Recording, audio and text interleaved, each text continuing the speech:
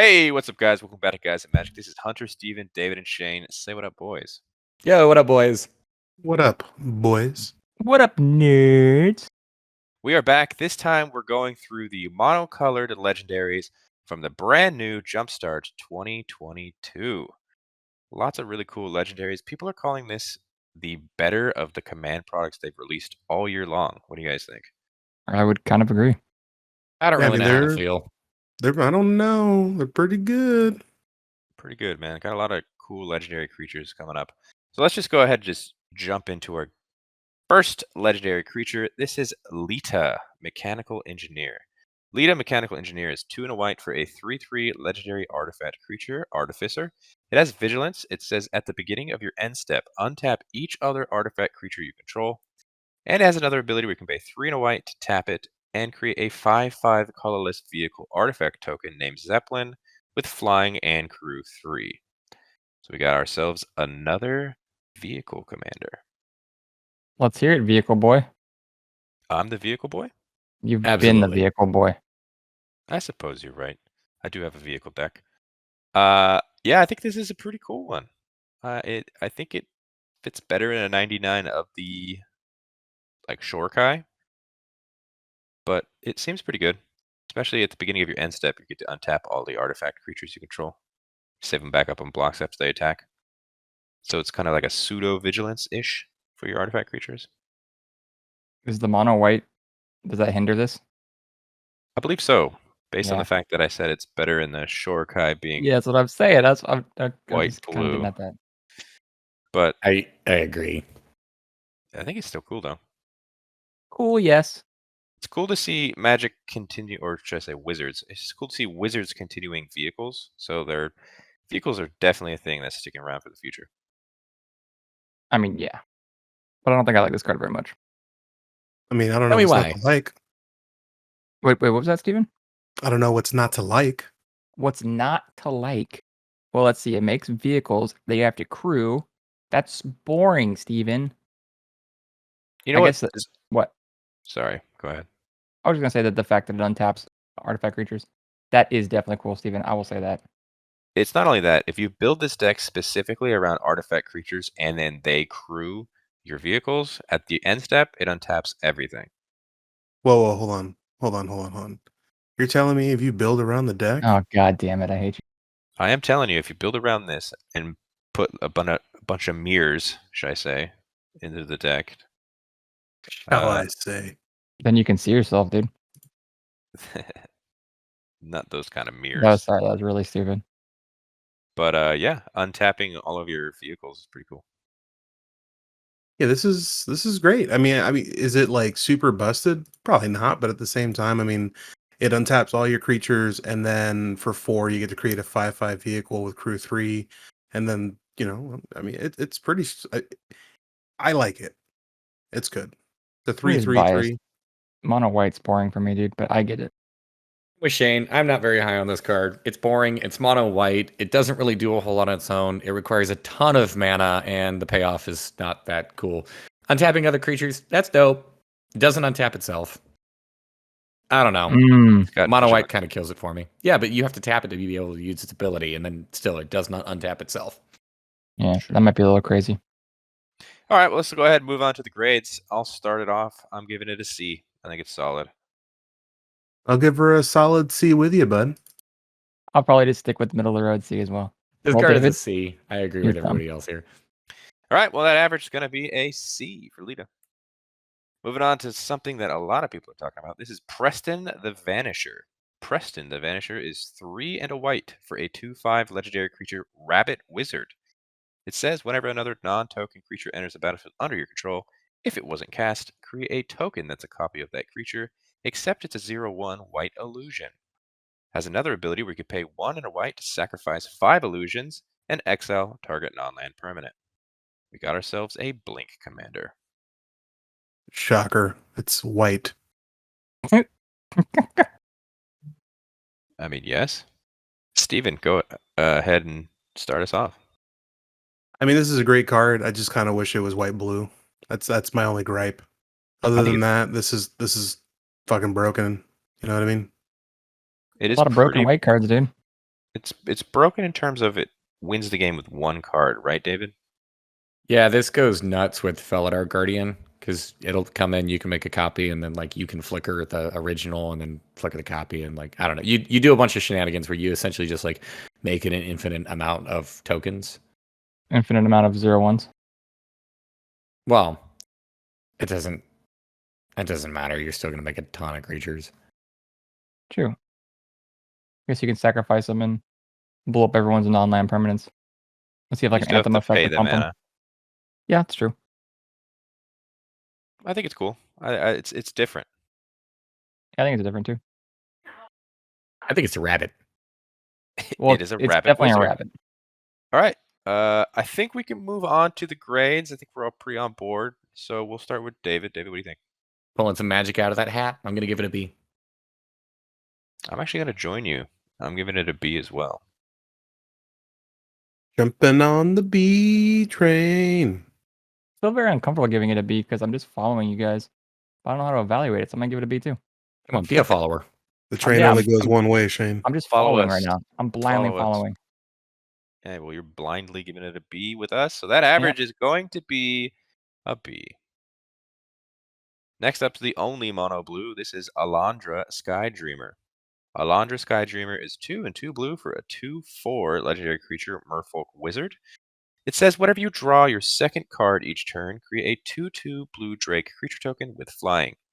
And whenever you draw your fifth card each turn, Alandra Sky Dreamer and Drakes you control get +X until end of turn, where X is the number of cards in your hand. So, card draw tribal? Halrin's wife? Is it? Is it? I don't know. I'm asking. I mean, I don't know if it is, but they do very similar things, and they're both very, very strong. This card seems both- really cool, dude. They both cost the same. They both Yeah. make drakes. This one does a little bit more. This one's better though, even though like this one has the finisher stapled onto her. I think that's why, like, you would definitely put this in the deck that has Talron, but this as the commander would be sick because then you're gonna want to be drawing cards, which you already want to do in Magic. Draw your fifth one. Now, at a minimum, they all get +5/+5.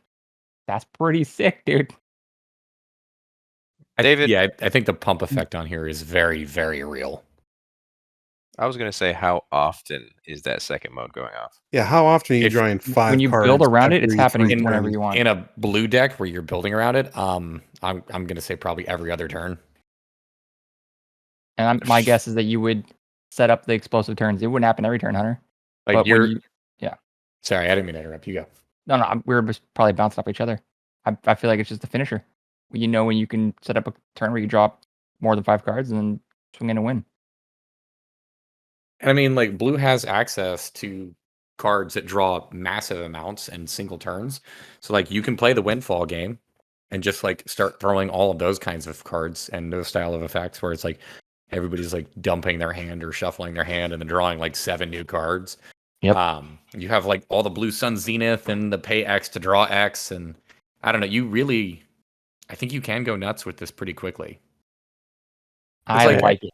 Even if you don't have a ton of drakes in play with her, say for example you've only got like 3 or 4 drakes in play, but like if you are giving them that +X, I mean those are creatures with flying that could be 10/10s pretty quickly and easily. I agree, Dave. We're on the same page. I don't know, man. I'm not terribly massive on this card. That's okay. Yeah, I'm not either. They don't see the power, Dave. The power. I mean, you got cards like Fairy Vandal, right? That does this kind of same thing. You could throw other cards in there that do things when you draw your second card and more. I guess Mhm. you can do. I don't know.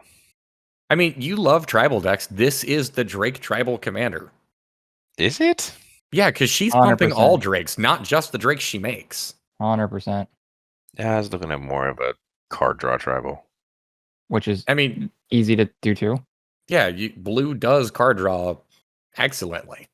Oh, I'm not saying it doesn't. I'm just saying that's what it does. Right? Right. Well- Right? Let's move on to the grades then. I'm giving it a C. I'm not as high on it as you guys are. Yeah, I'm gonna join you right there, man. I'm gonna be honest with you. when I saw this card, I originally thought it was going to be super amazing, and then the more I kind of think about this card and gameplay, I kind of kept dumbing myself down a little bit. So yeah, I'm gonna go with a C on this. Interesting. I almost want to give this an A. I think I'm just gonna give it a B, but it might be an A in my heart. To give it an Go A, with your dude. heart. I mean, I don't want to be the contrary. What are you talking about, dude? You give your own grade. That's true. It's an A. There you go. Love it. I'm going to give it a B. I don't think it's quite at A territory, but I do think that this card is much better than what some people in here are giving it credit for. Well, that average here is going to be a B. Moving on to the most hyped card in the set, as in this is the #1 most valued card when it comes to pre-orders. This is Ashcoat of the Shadow Swarm. Ashcoat of the Shadow Swarm is 3 and a black for a 3/4 legendary creature rat warlock. It says whenever Ashcoat of the Shadow Swarm attacks or blocks, other rats you control get +X until end of turn, where X is the number of rats you control. And at the beginning of your end step, you may mill 4 cards. If you do, return up to 2 rat creature cards from your graveyard to your hand. We have a rat commander. Steven, what do we think? I think that it's an amazing commander, but I mean, at the end of the day, I think that there's really only two choices for a rat commander. You have this new one, and then now, Marrow Gnawer as well. Marrow Gnawer is one more, but at the end of the day, that one gives all your rats fear, and you can tap to sacrifice a rat. You put X 1/1 rat creature tokens into play, where X is the number of rats you control. And obviously, we know that there are tons of rat cards that you can have as many as you want in the deck. I think Marrow Gnawer would be good in Ashcoat. No, I think 100%. But like, I think at the end of the day, I think I would rather Marrow Gnawer. I disagree. I'm with Steven on this one. I think that both of these are just going to essentially be channels for you to be playing Relentless Rats, the rats that allow you to have multiple copies of them in your deck. And Ashcoat kind of does the exact same thing that the Relentless Rats already do on their own. They're really big, smashy creatures. So making them really big and then making them potentially just bigger, I guess. I don't know how high I am on that. I love the fact that Marrow Gnawer can get them in for the additional damage with the evasiveness and also produce more rats on top of that, which they do care about. I know that he costs more. I think Ashcoat might not be as good. I think he's a little bit more redundant. I think what we have here, if I'm being honest with you, is at the end of the day, these both are going to be in the same deck, and you can legit just swap out which one you want whenever you want. I think that they're both going to be really good as the commanders in the helm of the deck. And I think that once you get tired of playing with Ashcoat for a little while, you'll swap to Marrow. And then once you're done with Marrow, you'll swap to Ashcoat. But I mean, I don't think that there's a clear winner. I'm calling Ashcoat the winner. Well, everyone's entitled to an opinion, I guess. It's a weird hill to die on, dude. Hey, man, bigger rats. Bigger, bolder bets, baby. 62 rats. That's how many. Bears that deep dive. beats Battlestar Galactica. Rats. Oh, What do you think, Shane? I don't know what else to say to add. I think point I brought up when Steven was talking was if this made rats, that might make it a little bit better in my opinion. But the one that Steven brought up did do what I was saying. It does create the rats too. And your point of only having 62 rats, not that many to choose from. How many playable ones are in there? Again, I've never even played a rat deck, so I have no idea. Relentless rats, you can add as many as you want.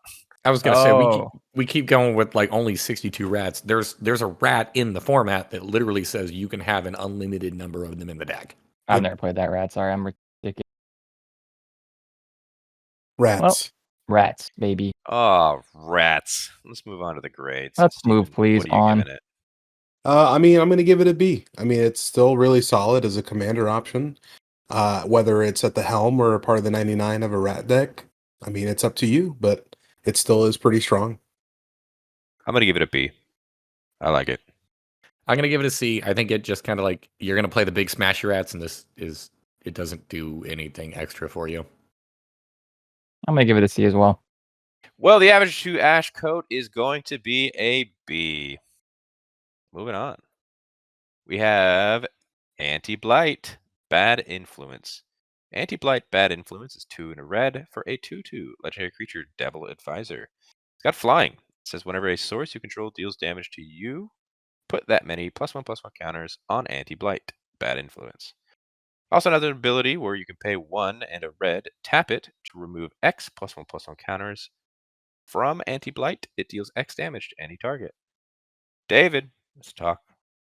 I love this card. I knew that you were going to start with me because I know that you probably think that I love this card. This card is so good. All right.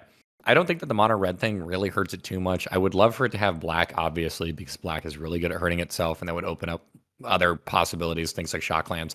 But you play this with like Mana Confluence and City of Brass. You play this with any of the lands that are capable of hurting you. So that gives you sources for you to be able to put +1/+1 counters on her. You play with like Earthquake style effects as board wipes. That way you're putting counters on her and dealing damage to everybody. I think that you're going to throw like Heartless Hitotsugu in this deck. That way you tap Heartless Hitotsugu, everybody gets hit for 20. You put 20 +1/+1 counters on this, and then all of a sudden your commander is just like this absolute monster truck of a card. And to make it all even better, like you can remove those counters to just outright kill somebody with it. So I think she's nuts. I think that this is a deck that you really want to just make her huge. You want to give her equipment that give her lifelink. That way you mitigate that damage that you're dealing to yourself. Because like if she's got 15 counters on her and she's got lifelink, who cares if you lose a little bit of life to your deck? Especially with all the red cards that are capable of hurting everybody and making her really big. That's what I was going to bounce off of you with, David. Because you originally brought up, like, oh, deal 20 damage to everyone. And that's cool for, like, an explosive turn. But how many times do you play little things that, like, ping the entire board for 1 every turn? Like, little things like that will grow this super fast.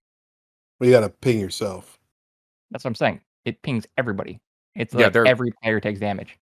There are tons of cards that hit everybody. Yeah. And if I'm not mistaken, David, is this a tease? You might be doing a deck tech on this? We'll see. I'm kind of flirting with the idea that we'll see if I get around to making it, actually. Use a bad influence on him. What a bad influence Anti-Blight is. I agree with you that it could benefit the use of black. I think mono red kind of hinders it. Granted, mono red is definitely, you've got those little 1 pingers that you can just tap.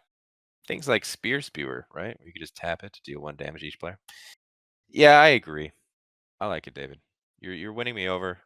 I feel like, but you have to be careful because you're losing the game quicker than winning it, I think. You're not wrong. Somehow David always finds a way to win, though. So I'm going to give him benefit of the doubt. Like, yeah, but I get that the equipment that can give it lifelink, that'd be sweet. Are you really losing the game like faster than you're winning it though? Because if you are playing the cards that are hurting everybody, like everybody is losing equally. I know that I used the lands example early on because those are repeatable pain style effects that you can just kind of ping yourself repeatedly. And I guess they're not hurting your opponents, but they're nice little ways to be able to pump her up. And you can do those at instant speed. You just like tap, float a red, and then boom, she's a little bit bigger, and maybe she survives and pushes through for combat damage. Plus, flying is a pretty nice of evasive keyword. Steven's been pretty quiet. I just don't like this card. Why don't you like this card, Steven? I hate hurting myself. Well, I'm glad to hear that, actually. You know what? That makes me feel good. Yeah, don't do that, Steven. I'm not one to kill myself to kill an opponent. I'd rather find ways to kill my opponent without ever hurting myself. Hey, man, your life is a resource. Yeah, that I don't want to use. Fair enough. That's fair enough. All right, let's move on to the grades. Steven, we'll start with you. C. Yeah, I'm on board with you there. C for me too. I'm going to give this a B. I've already done enough to talk up this card. Yeah, I think I'm with a B. All right. Well, the average for Anti-Blight is a B for bad influence. Moving on to Ardoz, Cobbler of War. Ardoz, Cobbler of War is 1 and a red for a 1/1 legendary creature, Goblin Shaman. It has haste. It says whenever Ardoz, Cobbler of War, or another creature enters the battlefield under your control, that creature gets +2/+0 until end of turn. Also has another ability where you can pay 3 and a red to create a 1/1 red goblin creature token with haste. Activate only as a sorcery. Hunter, have you done the number crunch? Are there enough goblins in the format to make a goblin deck? I hope so, dude. Didn't even do any goblins because this doesn't say anything about having goblins. He only makes True. goblins. This is gonna be an attack tribal deck, dude. Attack tribal. Yeah. That's Turn them sideways and attack. This is never going to aggro? be a deck. This will be in a deck. This could be a deck. this You could be a know, deck. I don't know if this is ever even going to be in a deck. You're fucking crazy. I think this card is actually just bad. It's Huh. not. This is I don't think it's extremely aggro. This slots into Krenko so easy. It's not even funny, dude. Okay, this slots into Krenko, and then assuming that you've also given Krenko haste, and then what? What goblin are you taking out of the deck to put this in? I mean, you don't have to take out a goblin. You can take out whatever you want. Okay, Take well, out a Goblins are land. so small that- that you can take out a land. That's my argument, though, is that like I feel like we have so many good cards for this archetype. Like this card, I don't think this is good enough to even make the 99. All right, you're thinking high level. Let's think about it as like a tabletop casual. I feel like this could definitely be a commander. No, I mean, by that logic, everything could be a commander. I'm just exactly. saying. This doesn't Is seem that bad of a card. Is 4 mana for a 3/1 with haste good? No, I mean, it's not great, but I feel like it's the top part that you're caring about. Sure. Yeah. You put in anger into this, and then guaranteed everything Yeah. swings in with +2, +0. I mean, or True. even fervor. I mean, shit, dude. There's so many cards that give creatures haste. Mm-hmm. No, I'm not Haste's saying this is tribal. top. I'm not saying this is like top tier, but it's an option. It's an option in the 99 of most goblin decks. Okay, Steven. I just I don't even like think it needs to be goblin. I don't know. In the goblin mindset, I feel like there's already so many goblin lords that kind of already do this effect, except for they're not just like the single turn thing that I would probably rather still have them. Yeah. I mean, it's Why cool. does it have to be goblins? I don't understand. You guys are It just does. It fixated doesn't. on Steven keeps goblin. saying it. What are you Steven keeps talking saying about, Hunter? You're the one who perseverates on tribal all the time. I'm trying to feel my inner Hunter energy, okay? Let me have it. Yeah, but it Okay. doesn't care about goblins. It doesn't. I know. I care about Steven goblins. keeps caring about goblins. It is a goblin. It makes goblins. How does this not care about True. goblins? Because its ability we care about doesn't give a shit about goblins. All right, let's move on to the grades. Okay. Start with you, Shane. What do we got? I think it's a solid C. Yeah. I think. I mean, you're probably going to give this a higher grade than I am, Hunter. You go first. Give me a C. Yeah, I was right. Yeah, I'm going to give this a D because at the end of the day, we're talking about this as a commander, and it's not viable in my mind. It's got a cool effect on it, but that's about it. I feel like I've been personally attacked with this card, and then Steven gives this thing a D. I'm going to give it a D as well. You guys on the same side once again. Good job. The average here for Ardoz is a C. Moving on to the final monocolored commander. This is Runadi Behemoth Collar. Runadi Behemoth Collar is 2 and a green. It is a 1/3 legendary creature cat shaman. It says whenever you cast a creature spell with mana value 5 or greater, that creature enters the battlefield with X additional +1/+1 counters on it, where X is its mana value -4. And creatures you control with 3 or more +1/+1 counters on them have haste. You can also tap this to add a green. Give me a minute. I gotta reread. I gotta reread that again. My head, dude. It's You're basically a cat that loves hydras. Hail Hydra, dude. Let's go. Wait, why Hydras specifically? Because, man, if you're gonna have counters on it, you're gonna be entering. Like look, I look at this. Like, look at most hydras, right? You're gonna pay the X, so X is always gonna be over 4 if you really want this to come in with more counters. I just think it was good with hydras. I mean, it cares Wait. about really big things. I think that you probably, I don't know, my mindset doesn't go with big smashy things on this, or at least originally. My mindset goes with like, I'm playing this in hardened scales style of decks, where I'm distributing those +1/+1 counters and making sure that all of my things grow over time. I don't know. You don't think big smashy? It's got to have a creature spell with mana 5 or greater. I mean, it's gonna be- I don't know. It makes your big things bigger, and I'm not a fan of just like big smashy things to begin with. We I know. like haste, so that's cool. But the only thing on this card that's nice. Oh wait, it's a Minodork too, though. Cool. I'm just saying that could be relevant. I mean, Gwenin from the last set does it way better in my mind. Gwenna. Yeah, I feel like this is kind of a trap. This is a deck that you want to put a bunch of maybe big things in, and then if this dies, if it eats removal, then what? You sit around for 2 turns and hope you can recast this? Well, hopefully you've ramping along with this, right? It's mono green. You're going to. I don't want to don't hear know. shit about you guys talking about mono green and ramping whenever we talk about a 6-cost commander. Hey, man. I don't want to Hey, this hear is 3. It's half anything of it. about Titania. We're talking about Runadi. Sorry, just really just what you said kind of like pinched a nerve, dude. It's green ramp. You guys are so cute. But yeah, I think this is solid with Hydras. I like it with Hydras. I get that you like that Hydras, dude, but Yeah. I think it's just a I mid mean, range, I'm dude. just gonna go. I'm gonna go with what you said on the last card. Where does it say Hydra on the card? I don't Oh get my it. Why are you God. only thinking about Hydras? Otter, got you there. Steven, do you think this would be pretty good with Magus? I mean, yeah, it'd be good in the 99. I mean, but if you're telling me, hey, Steven, you could draw 1 card in the Magus deck, is this the one that I'm thinking of? Absolutely not. I think this would be fantastic in the Magus deck. Sure, but like I'm not super excited to pull this. You should. I'm just going to go ahead and say real quick that I feel like I'm in here twice tonight, and I'm all for it. I don't know what's going on, but I do feel like Steven and I are so on the same page. All right, well, let's find out. Let's move on to the grades. David, we'll start with you. It's a C. It's a card that does things, but I'm not wowed. And Steven. I'll give it a C. I mean, to be quite honest with you, if it didn't have the haste on there, I probably would have given this a D. Do you agree, David? Yes, 100%. The haste is the best part of the card. You guys are on the same page, but I'm on the same page with you. This is a C. You know, haste doesn't matter. It needs trample, dude. You can block with a 1/1. Still a C though. Well, Runadi, Behemoth Collar, that average is going to be a C. Should have been a Hydra Shaman. Should have been a Hydra Shaman. But that is going to do it for the monocolored creatures of Jumpstart 2022.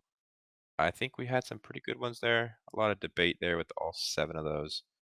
But yeah, that's going to do it. I hope you guys enjoyed this video. Hit that like button if you liked it. Subscribe to the channel if you haven't done so already. Don't forget to follow us on our Instagram, our Twitter, and our TikTok. That is @Magic for All. You will find the links in our description down below. And until the next video, hope you guys have a great rest of your day. Peace. Later. Bye. Goodbye.